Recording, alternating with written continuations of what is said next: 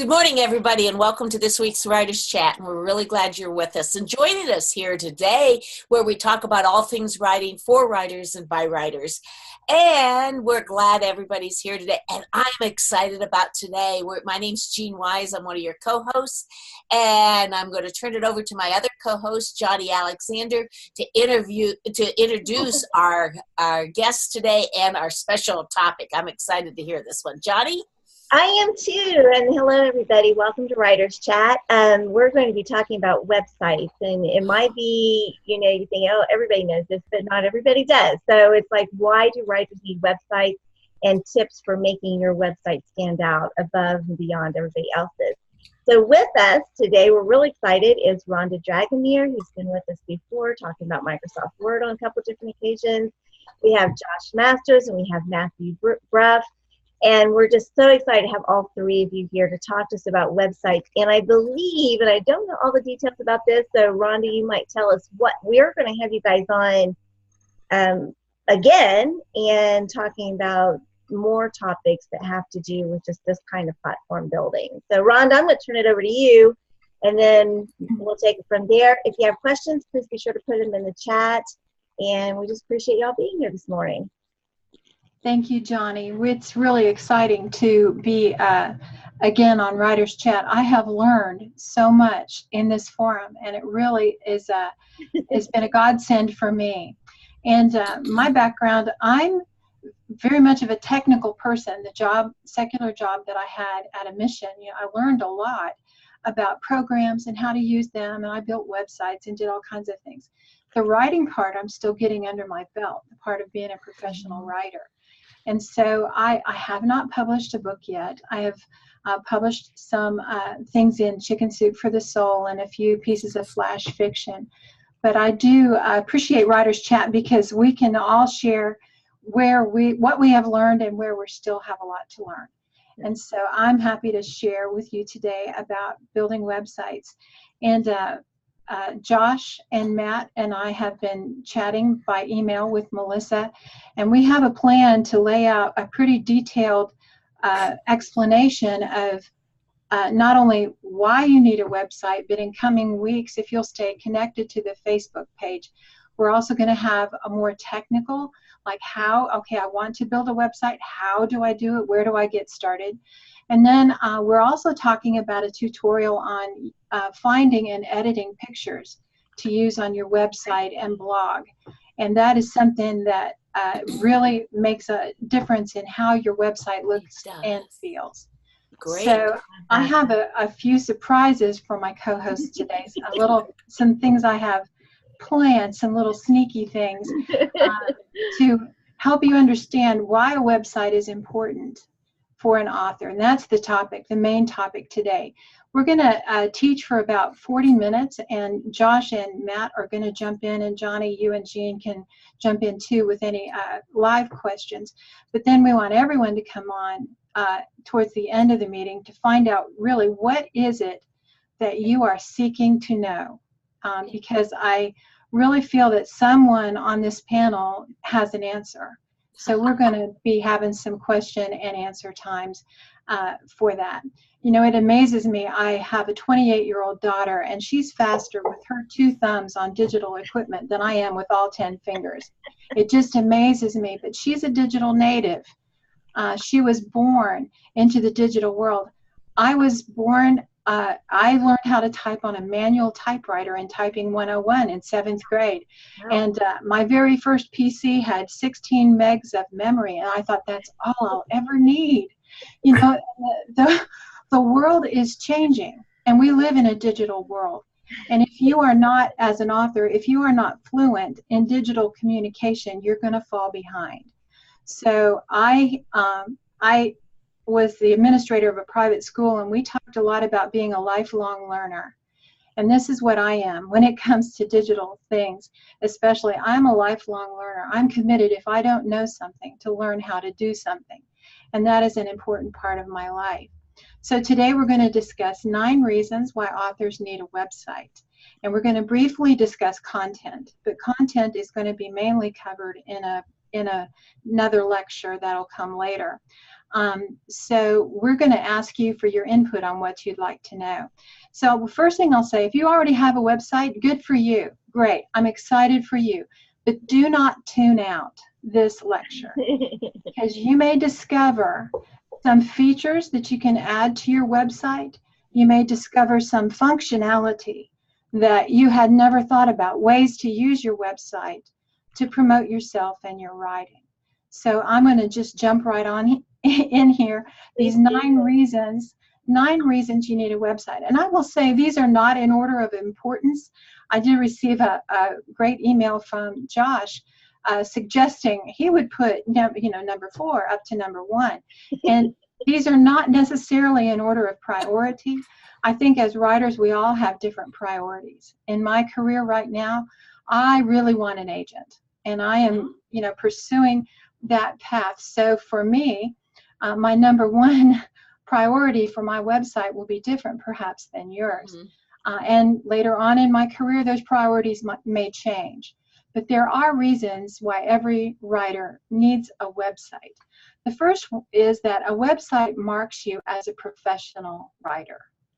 There are all kinds of writers in this world.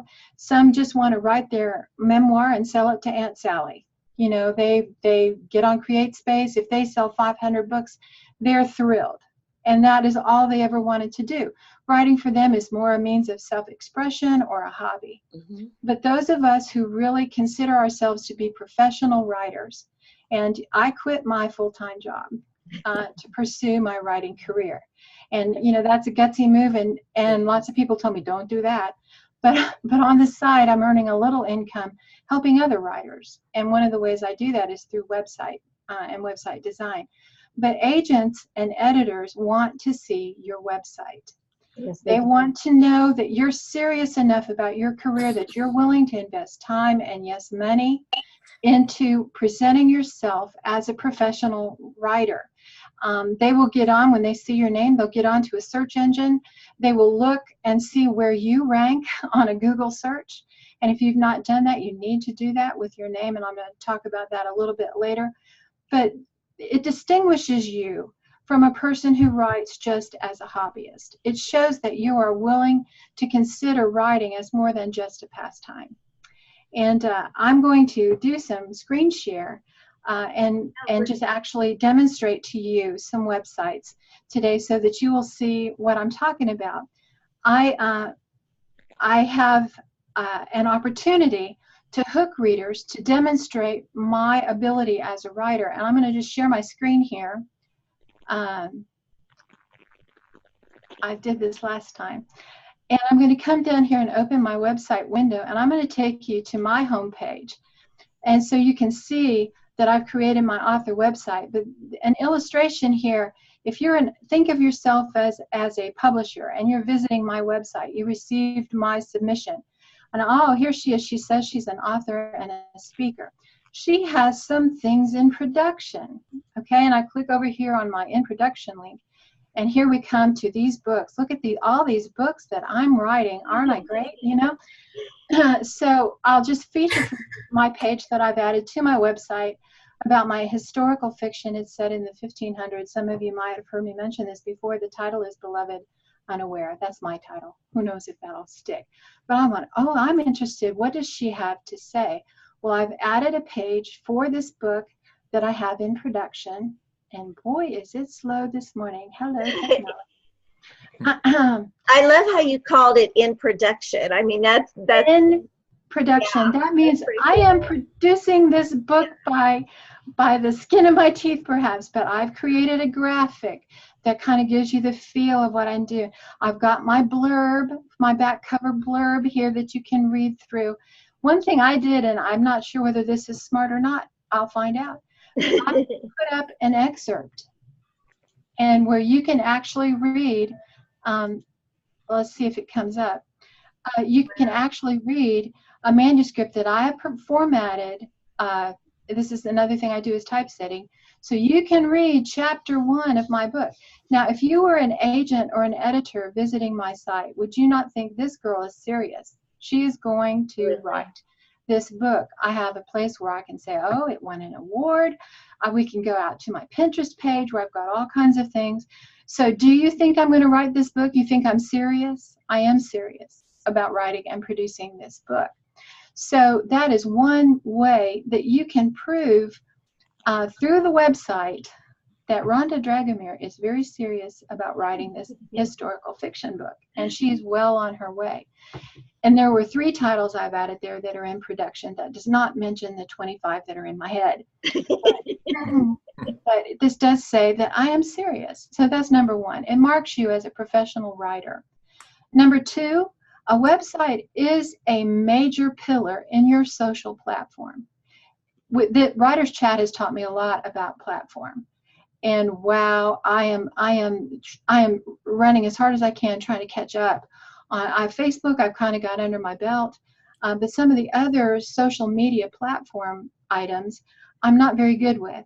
However, if I have a website, I am on the internet. I am locatable, if that's even a word, and people can find me, and they know what I'm about.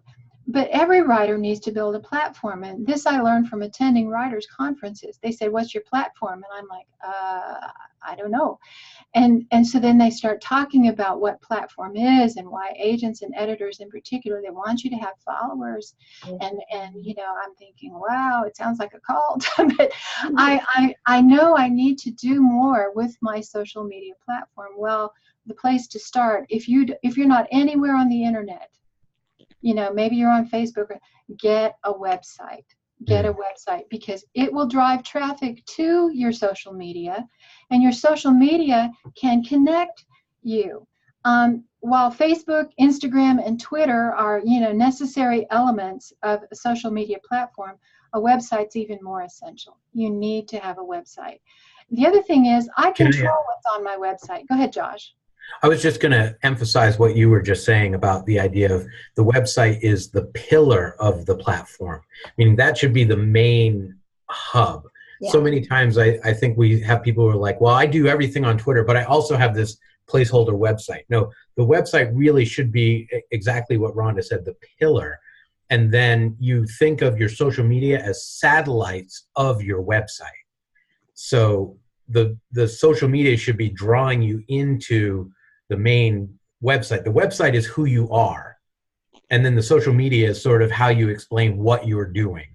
So think of the social media as satellites of your website, but the website should be the main place where people can come to meet you. I'm going to piggyback on that a little bit too, because you've got to keep in mind that Facebook, Twitter, Instagram, these places, they change rules on us. They could just, I mean, it seems unlikely, but they could disappear. You know, something else could come along. Your website's the only thing that you own. I mean, you still have to have a host, you still have to do that, but it's the only place where you really can control what goes on it, and you sort of make the rules for that. So that's why it's so important. Johnny, I think you read my outline, because that was the very next point. I do. Yay. You know, they are constantly changing rules, and behind those rules are attitudes, philosophies that sometimes are very opposite to what we believe as Christians. And so a website is something that I control, the look, the feel, the words, things like that. And it doesn't make me a control freak. It just means that I own me. And if I'm saying to the world, this is me, I want it to say what I want it to say. So, and Josh, you're absolutely right. I think if you're thinking about your universe, or your, as you know, I'm the sun, and my website is the sun, and all the other planets orbit around that website. So that's number 2. It's a main pillar of your social platform. Number 3, a website helps potential readers find you. So now listen, I seriously believe this with all my heart. I am the only Rhonda Dragomir in the universe. That's great. That means you own it. I have a very unusual name. My last name is Romanian, and I've been in Romania. It literally means lover of peace. Draga means lover or beloved. Mir means peace, and so I am a very peace-loving person. Thankfully, I got the right name. But not everyone is easy to find online. You may have a name that's similar to other people's names. So I consider everyone who's searching the internet for Rhonda Dragomir is a potential either customer for my business or reader. Okay, so I just believe in my little heart, they want to read what I have written, whether they do or not. I want them to find me. And if I see a name, for example, if you Google me, you can Google me. I'm not ashamed of anything there. But you can find links to my name on Almost an Author or on the Writers Chat Facebook. If people say, who is this woman? She's teaching this workshop and I don't know who she is. They will Google my name. The first place I want them to find is my website. Everyone who is looking at these snippets of information about who you are would like to see your website. They'd like to know who you are, what you do, why you write, what's important to you. And so this provides a way for me as an author and a writer and a businesswoman to represent myself to the public. So I will say the best way is to register a website domain that uses your writing name. And originally, my business is called the Dragomir Group. You can go out and Google my name. You'll find the Dragomir Group. That is a business my husband and I incorporated about 3-4 years ago. And I buried my author page in that because I was trying to be economical. But what I figured out is it did not come up on search engines the way I wanted it to. Plus, I had a lot more I wanted to say about my writing than about just website building. So I went out and I registered my name as a domain, and that gave me the opportunity to present myself as a writer to the world community. And this dedicated author page that I already took you to briefly is a way that I can represent myself, and people can find me and find out what I'm writing and what I'm doing. So that was number 3. Number 4, a website helps people know you as well as your writing. Because if I'm interested in something an author has written, I want to know, who are they? What makes them tick? Why do they write what they write? And I want to get to know them a little better. It's very friendly, interested, non-creepy stalking. You know, I want to know what a person is like. So on my website, you'll find an About Me tab. And that does not mean I'm a narcissist. It means that I want you to know more about me and what makes me tick. Readers and potential readers want to know more than just your book titles. They want to know about you. So your website content should reflect you, your style of writing, your personality, your interests, your education. So I'm about to surprise one of my co-hosts, and I'm going to share my screen again. And I'm going to share my screen again. Whoa. And I'm going to go out and I'm going to teach you some things that you might not have known about Josh, because I stalked him this past week. Sorry, hope you didn't feel, cold breezes. I love that header photo. Wow, isn't that beautiful? Yeah. The first thing I thought is, wow. Now, Josh, you told us you just built this site not long ago, right? Yeah, I just rebuilt it. Yeah. Rebuilt it. And you're going to teach in one of our upcoming chats how you did this, right? Yes, that's exactly right. That is something to sign up for, because this is a beautiful website. But here's things you might not know about Josh. Look here. He is a member of the Screen Actors Guild. Did you know that? No. He's an actor. He has a blog, which most of us have a blog. He's in ministry. He's a minister. He's got some shareable quotes. But I can also come here and I can click on his Stage and Screen tab, and you can actually watch videos of Josh acting. How about that? So if you call it that. To do that. If you call it that. You can learn about his book. Hey, you can order his book. And these things are interesting about Josh, but one of the things I want to show you one of the reasons I believe this is a well-designed site. If I scroll on down here, and here we go by all those things, and look at everything moves, and it's so cool. This is what's called parallax scrolling. There's a picture behind there that moves as I scroll down. It just keeps me wanting to scroll on down. I come all the way down here. And I may be the only person in your universe who has clicked on conditions of use at the bottom of your website. This proves I'm a stalker. And here under conditions of use, it says he's a pastor, but right here it says he's at the Brookwood Church. And I actually went to their website and I found Josh's page on their website, and I can know way more about Josh than I could by just picking up a book. Seriously, I could look at his book in a bookstore. I would not know this much about him. And these are all things I like, wow, I would really like to know these things. This is a very well-designed, beautiful. It also builds trust in a reader, that hey, this guy's got some really credentials, and exactly. I trust, I want to read him, and I will find him very authentic because of that. Right. Beautiful site, Josh. One more thing I'll show you here. He has, there on his book, and I have like 6 tabs open. This is why my browser so slowly. But he has a book titled American Psalms, and it provides a nonpartisan approach to prayer for the nation. And I'm so sorry if this is really slow, but very well written premise for his book. And it gives you an idea, and what a great idea. We need this very much, Josh, in our day and time, this nonpartisan, let's all just pray for the nation. So I just share that with you. That was really intriguing and beautiful. And now, do you know more about Josh? You can find out more about him or Matt or any of the authors in Writers Chat. And I've been on several of your websites, I will confess.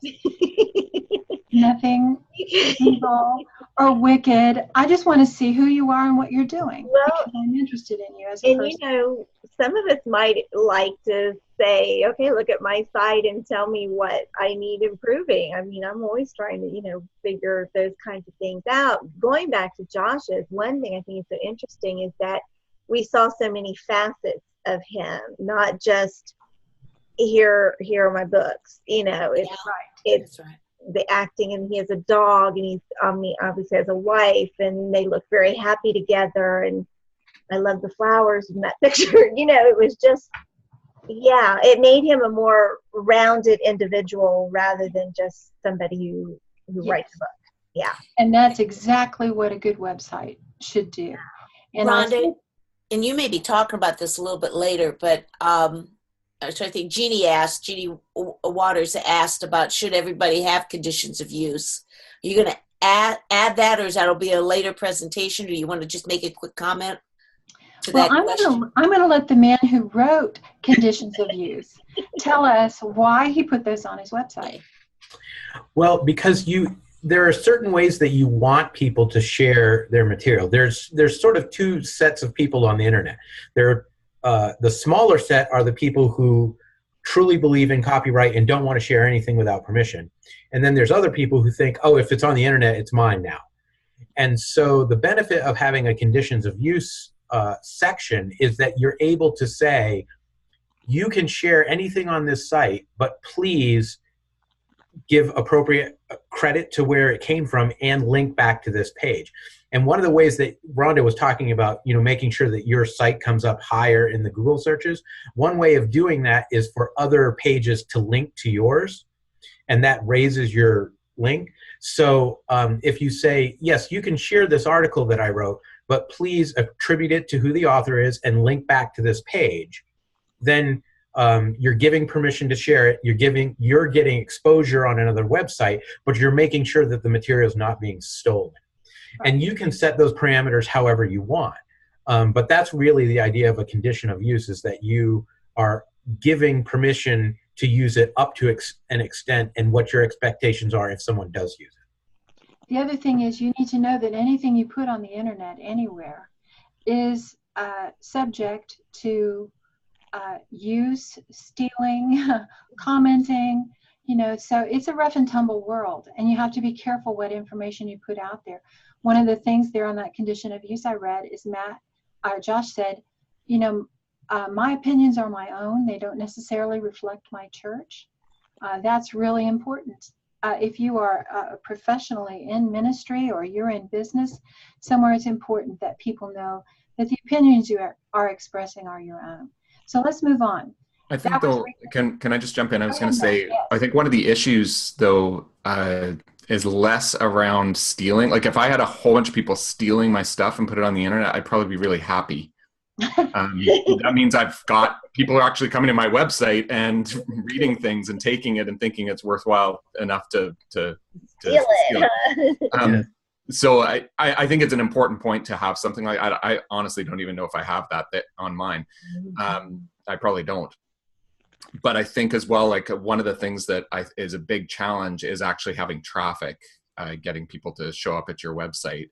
Mm. And I did hear, I think it was actually at the Blue Ridge Conference when I went there, did a workshop and with Lori Rollevelt, and she was saying, talking about website traffic and blog traffic in particular, where basically she was saying, you'd have like maybe 10 people or 15 or 20 people showing up on your stats in a week. And that's really disappointing. You're just like, why do I only have 20 people? And she said, but if you had, say, 20 people knocking on your front door every week saying, could you teach us something? Could you lead us in a Bible study? We want to hear from you. We want to know more about what you're doing.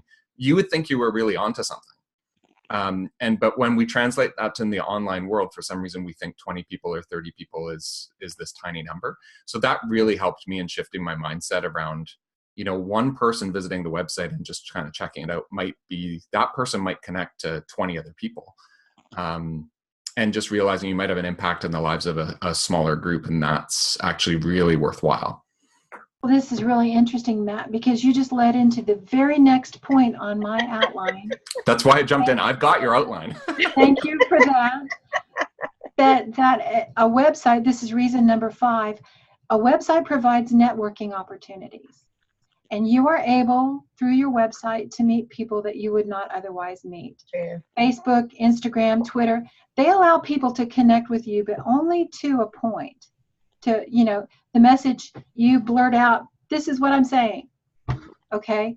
And they can respond and so forth, but all of that is public. A website gives you a Contact Me tab where they can initiate a private conversation with you by email. We're going to talk more about email and email lists in a minute, but it gives you an opportunity to really connect and meet someone new through your website. It's a great way to develop relationships with people you've never met, and potentially millions of people that you've never met. So that's reason number 5. I'm moving along a little more quickly here because I want to leave time for your questions. Number 6, a website is a great marketing tool.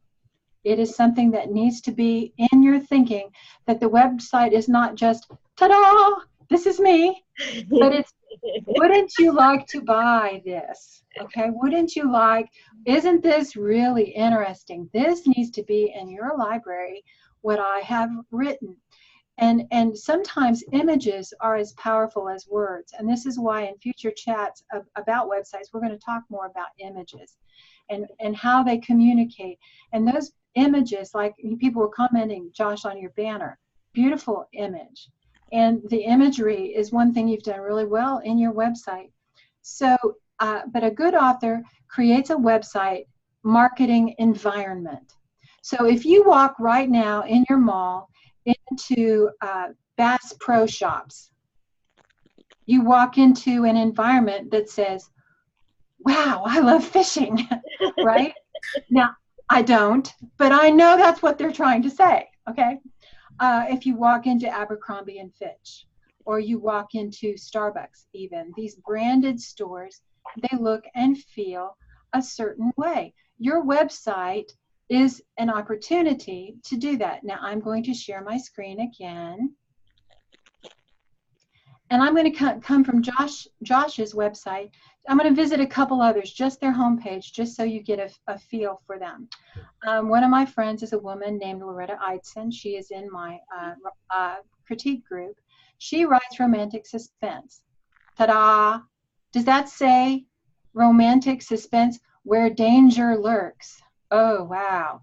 So then here's some awards that she has won. Oh, that's creepy. But she Daphne du Maurier, finalist. Here's more about Loretta. And look at the images on her site. Aren't they beautiful? So, and she's connect to me.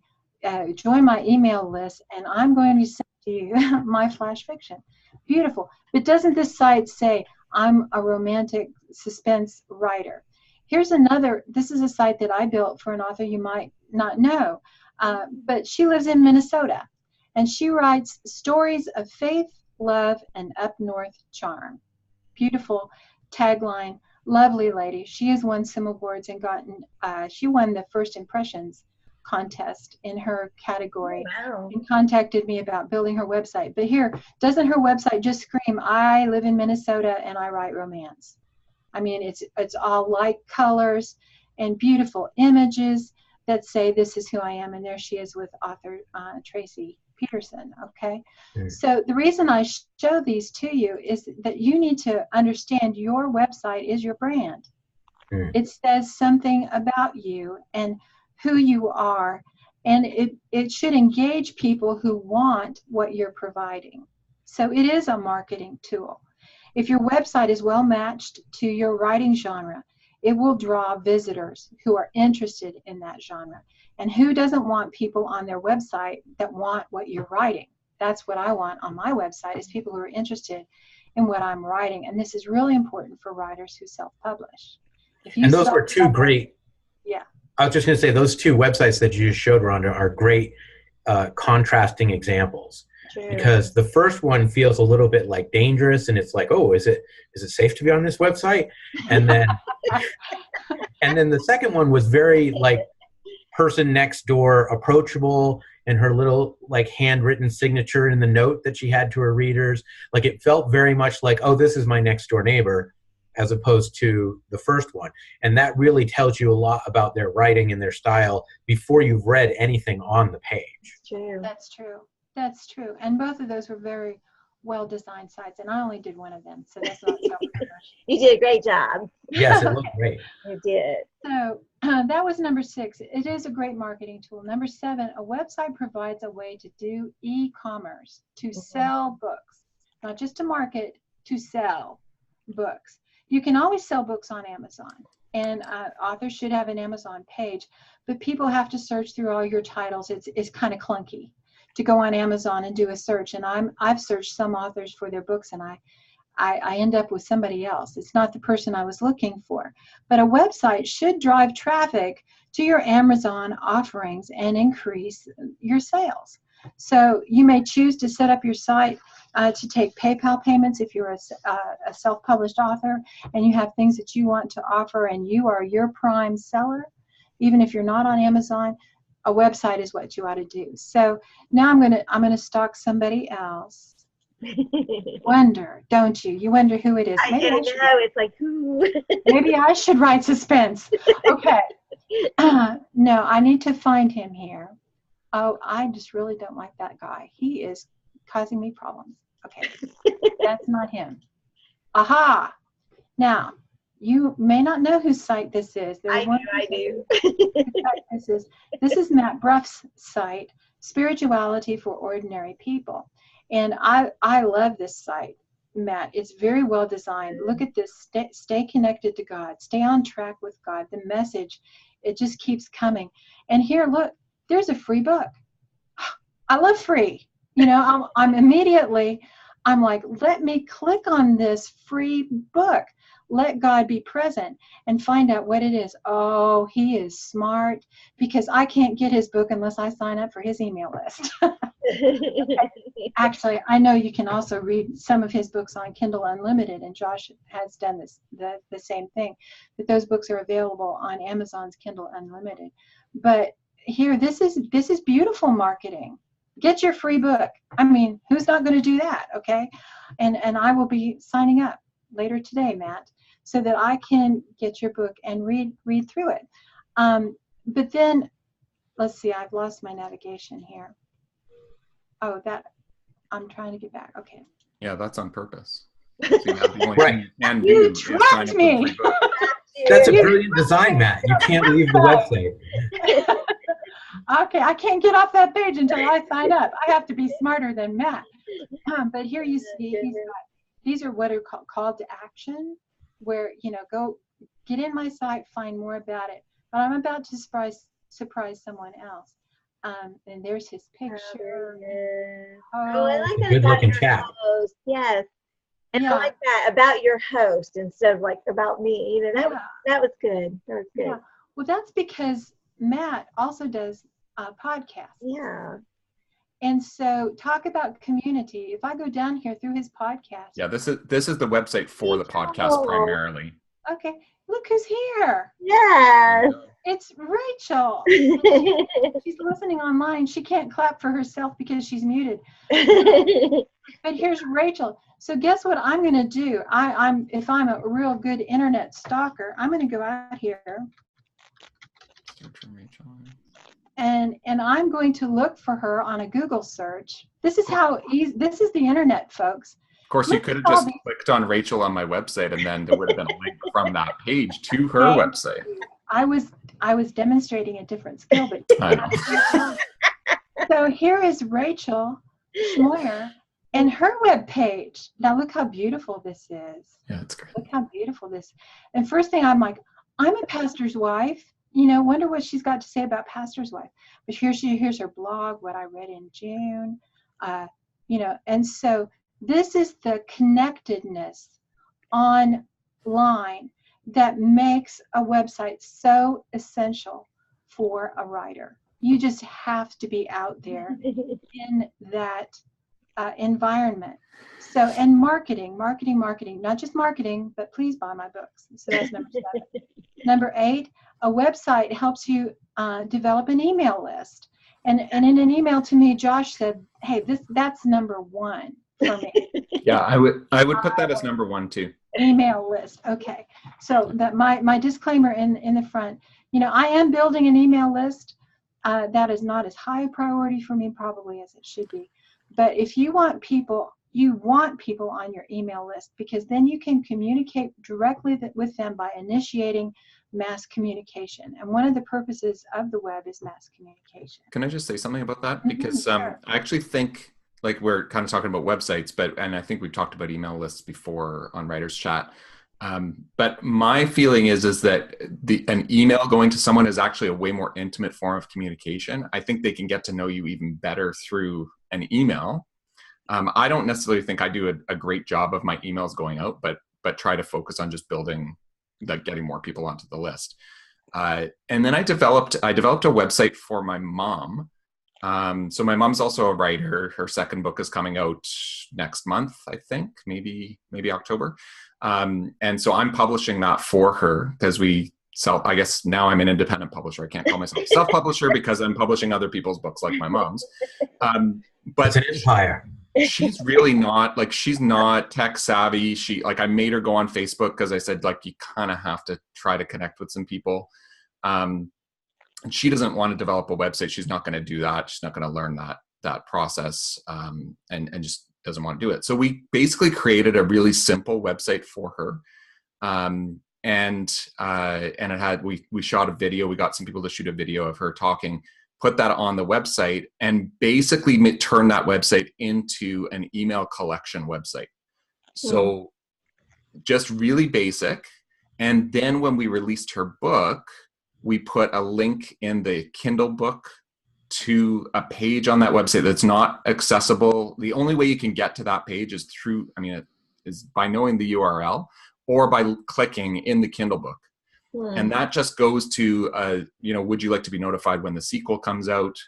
And it is a bit of a cliffhanger at the end of her book. And then people sign up. And we've got, in less than a year, I think we're close to 400 people coming into her mailing list. Way more successful than anything I've done before with my own stuff. But she's writing in historical fiction. It's a more popular genre. She's sold a number of copies. And so the website is really a piece, like it's basically a tool to develop a mailing list. And then we're using that mailing list. Now people are being notified about the sequel through that list. And then we'll go and say, you know, this is when release date is. This is why reviews are important, to try to generate some early reviews on that. So I think sometimes I want to share that just because I think sometimes we might get overwhelmed by websites and all of the different pieces, especially when we see some examples like Josh's or mine or Rhonda's. It seems like there's lots there. But in my mom's case, there really isn't that much there. It's just sort of trying to tell you about one book and give you an opportunity to find out about the sequel, and that's it. And there's a little bit about her, you know. So sometimes you can do that. Great point, Matt. You don't have to build a great, big, beautiful website. If you do anything, just get a landing page, one page. And you can put a lot of information on one page. You don't have to get freaked out about it.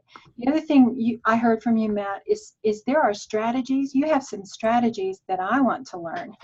And I want to find out, okay, there's no navigation button to get me back to home. What are you trying to do to me, and why? And so there's all kinds of psychology embedded in these sites that try to engage you, draw you in, and let you navigate through their site in a particular way. So this email list and the whole idea, I have 3 email lists that I have 3 different websites engaging people to get to them. One is my blog, one is my Writer's Life Hacks newsletter. I'm trying to get people to sign up for that, and then my personal website. So, and I also have a website on weight loss. And so all of my websites I'm packaging together, but I'm also getting specific people who are interested in that topic. So within my email list are different categories of people and what they're interested in. So that is a perfect way to do that, is through a website. Now I want to get to number 9 so we can take some live questions. A website keeps you writing and looking forward. How many of you are like, I wrote a book in 1982 and here it is, you know, and it's like, some of us weren't even alive in 1982 maybe, but a website demands content. It just demands it. I am constantly writing. Especially if you have a blog, you should blog at least weekly. And those search engines, they love websites that you will get higher in the rankings if you post more often and you change up your website. So it's not just like, there it is, phew, I'm done, hallelujah, praise God, you know, amen and amen. No, you have to keep writing. And visiting your own website on a regular basis will encourage you as you review what you've accomplished in the past, but it'll also spur you. You know, I heard a saying one time, you know, glance backward, but gaze forward. Gaze forward. Be looking ahead. And so when I look at my website and I'm going to just be a little bit selfish, go back to my website and show you what I mean by this. And it is still on my, and I have let people get back to my homepage, Matt. That's okay. But here's my introduction to my site, and it has the essential philosophy of my writing. I write because I've lived. And I've got this joke here about finding the pony. If you've not seen that, you need to get on and read that. But some days I've found the pony. Other days, all I see is manure. I guess I'm in love with the word manure. I'm well known on Writer's Chat for using the word manure. That's right. I'd forgotten that. Yes. But may I share with you the tips that I have learned along the way? I want to encourage you. So guess what? When I read that, when I say I want to share the tips I've learned, man, I need to write some. And I'm thinking about this blog in the back of my head. Someday I may gather those blogs into a book. But it keeps me excited about being a writer. My website keeps me excited about writing. And so I blog on a topic that's pertinent to my book content. All of my books are going to be about persisting through hard times. It's a big general theme, but I'm going to be writing about how to keep shoveling, if you're going to use that analogy. So what I want to say, the point number 9 is a website really keeps you writing. And that's really good. I don't have to go searching for writing prompts. My website is my writing prompt. Mm-hmm. My blog is my writing prompt. So that's really about all I have to share. One thing I want to say real quickly before we invite everybody in, I have been thinking about starting, we have critique groups for our writing. Mm-hmm. I've been thinking about, and Johnny was mentioning this, a critique group for our websites. Mm-hmm. Just someone else with eyes on it say, hey, I had this problem, or you might want to rethink, or wow, that was great, kudos. So I'm going to try to facilitate some website critique groups. We're going to start just with folks that are here today, folks who may tune in to see this video. If you will send me an email, Rhonda with an H at dragomirgroup.com, and I'm going to type this into the chat.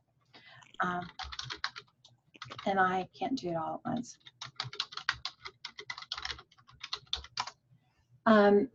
I will start inviting you. I have a good friend who's good at this online stuff. If you want to join a website critique group, let people visit your site and see what they think.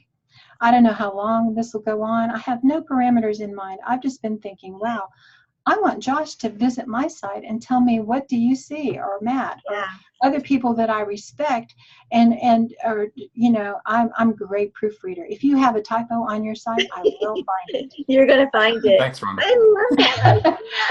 And I'm the queen. I'm the queen of proofreading. I want to be, but I am. I can't help it. It's like scratching wet itches. So just send me an email, and I'll try to set up a Yahoo group or Google. I don't know how to. We can do that on Zoom too.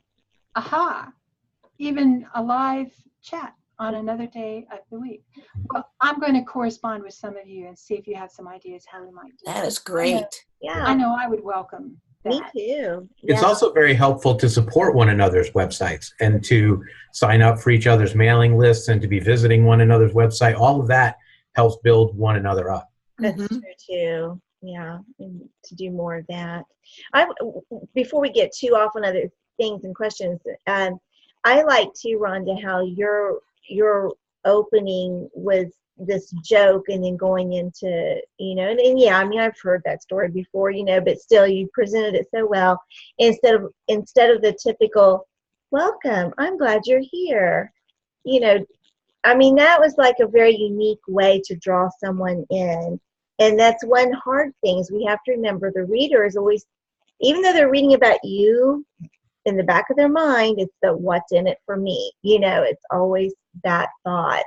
And it's like, oh, this is a cute little story. And your personality comes through. And yes, you love the word manure. And there you go. Well, I'm all about humor. And it doesn't mean that I don't write from a serious viewpoint. But listen, when you're up to your neck in manure, you better have a sense of humor. Yeah. So that's one of the things when we're talking about what goes on my website. We're going to talk in future chats about content.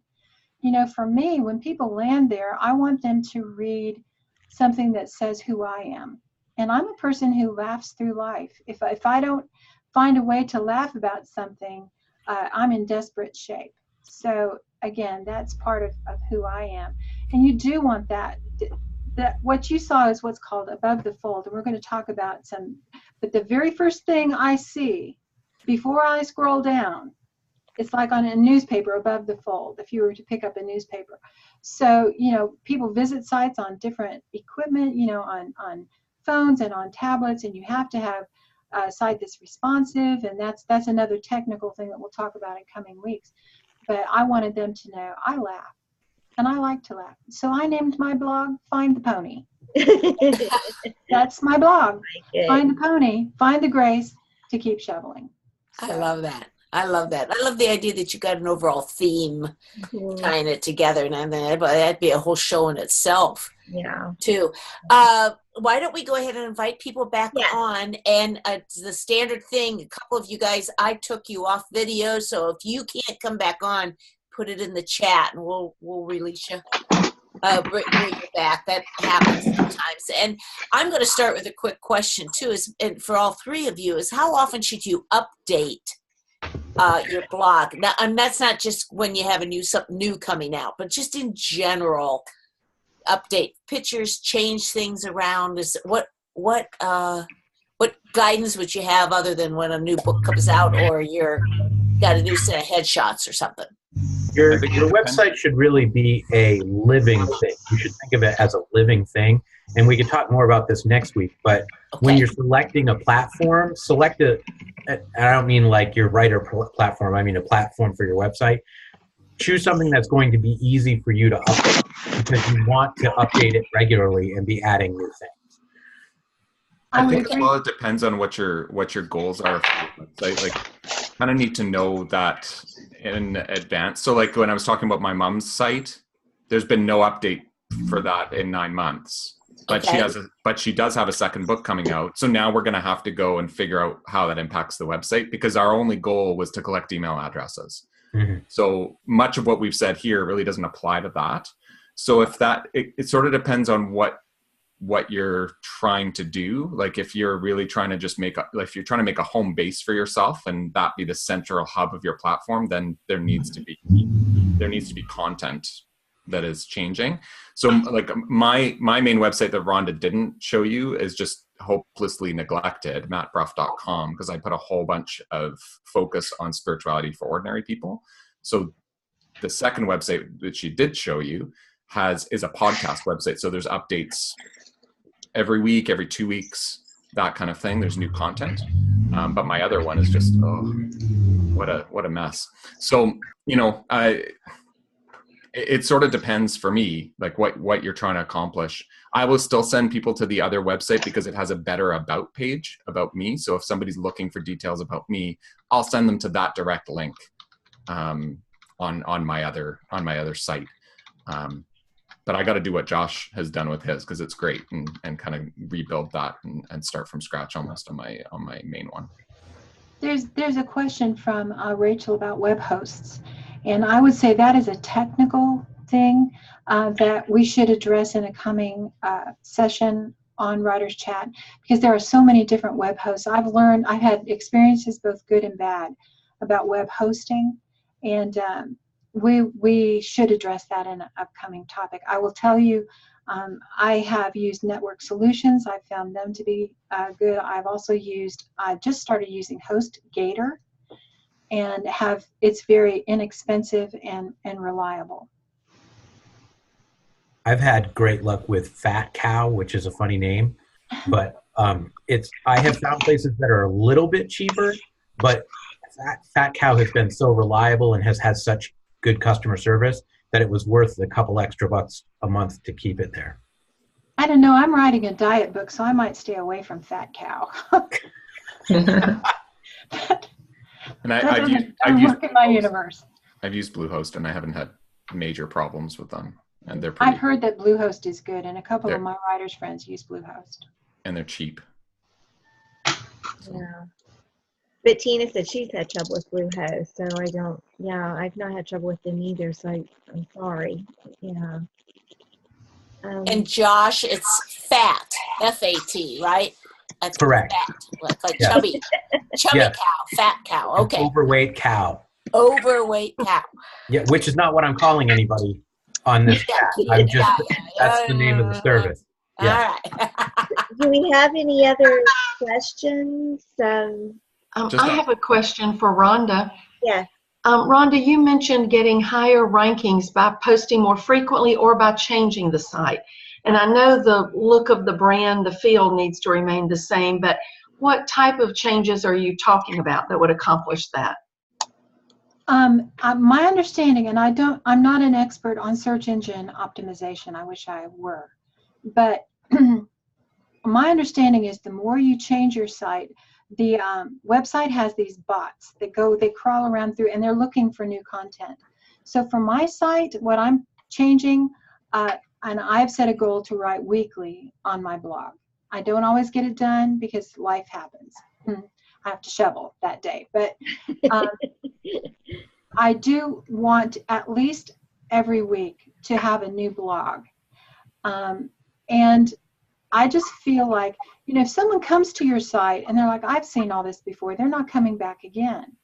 So I may, now my author site is relatively new, and I'm still learning some technical stuff. I had to learn a new program. Matt and I had the same problem. We learned how to use Adobe Muse. I loved Adobe Muse. I can make it do all kinds of wonderful things, but now they're not going to support it anymore. So I had to learn to use another website building program, and I'd rather pull out all my eyelashes. It just really was irritating. So one of the things about it, though, that search engine optimization, you should Google your site or use another search engine, Bing or whatever search engine you want, and see how high you rank.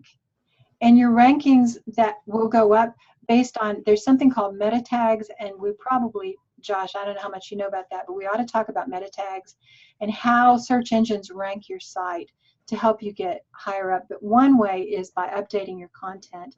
And for myself, I do it weekly. Thank you. I'm doing that. I call my blog a fledgling blog, just beginning, and I do post weekly. I didn't know if you meant changing structure and that kind of thing, or just the more frequent posts. So thank you very much. Melissa has in the chat that she'd like to know more about WordPress.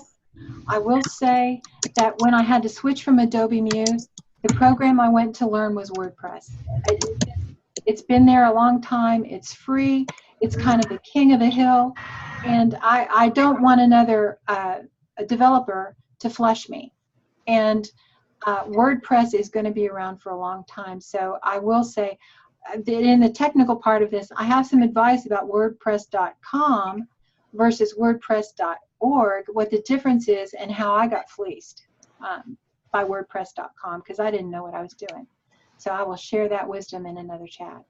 Are you on org now, Rhonda?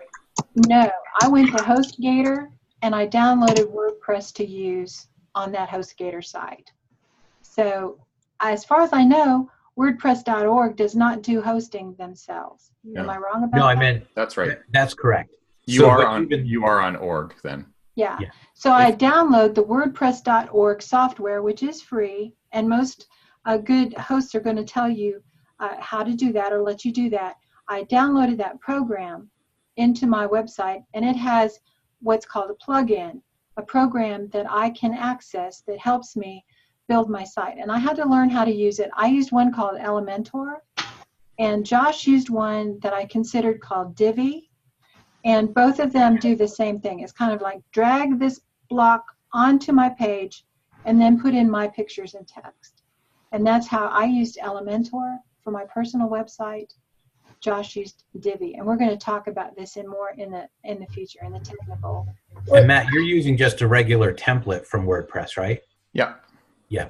Yeah. So those are sort of the three big ways to use WordPress. Yeah. So what's up? Is it next week? Are you guys coming back next week? And the week? Tell me the schedule while we're recording. What's up with you guys? Maybe Melissa can tell us, but as far as I know from the latest email I read this morning, I don't know if I should make the announcement, but my understanding is in a coming week, and someone can confirm this, Josh is going to take the lead, and he's going to talk about how he built his website and give you some general information on how to do it. Today was why we do it. We're going to do how we do it, and then perhaps another session perhaps on finding and using and editing pictures. That's all I have on my plate. Great. But Melissa, maybe you can confirm when that's going to be. Is she still on? Yeah. Josh, are you available next week? Yes. Then we'll say it here for everybody. You're on next week. You're on. Josh. We were sure, but the last email I had seen, and forgive us for being a little confusing here, is I wasn't sure of everybody's schedule. So Josh, if you're available next week, and I think Matthew, you're not. I'm not, no. But we want to have you back at some point too to kind of talk about this again. But Rhonda and Josh, if you could be back with us next week, we talk about the how. I think that having a really thing would be absolutely wonderful. And I know several people put other questions in the chat, which might lead then to some a future one too. So, and maybe in the after party, I'd love to know like what areas people want to explore, so we can tailor it to be the most useful. Well, this has been great today, guys. Just absolutely great. John, thank you. I think we'll probably do a little wrap up here real quick for the recording and then go into the after party. But so we're really glad you all were with us today.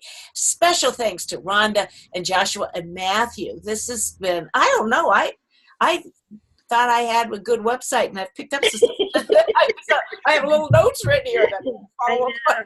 So, and I'm really nervous sharing it. So if you're watching this by recording, we're just keep watch for part 2, and we're excited to have you with us, and I hope you guys can join us again every Tuesday at 11 o'clock here on Writers Chat, and a special place for writers to gather together, and we always can grow and learn. So thanks everybody for being with us this week. Bye now.